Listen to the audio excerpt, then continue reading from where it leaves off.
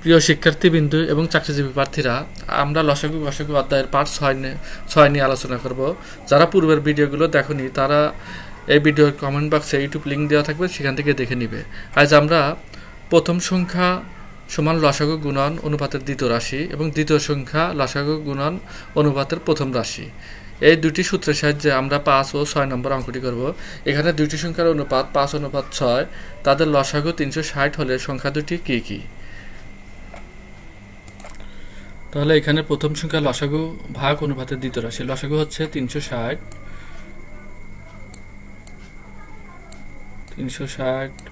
ভাগ দ্বিতীয় রাশি হচ্ছে 6। আমরা ভাগ করলে পাই 6×6=36, অর্থাৎ 60।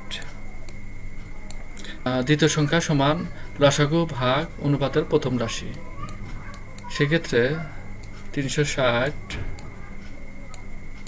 ভাগ প্রথম রাশি হচ্ছে 5,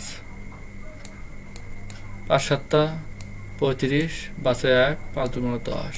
আমাদের সঠিক উত্তর হচ্ছে 60/72, গ নাম্বার। 6 নম্বর অঙ্কটি একই নিয়ম, দুইটি সংখ্যার অনুপাত 3:4, তাদের লসাগু গসাগু কত? তোমরা এই অঙ্কটি করবে এবং কমেন্ট বক্সে জানাবে। ধন্যবাদ, সবাই ভালো থেকো।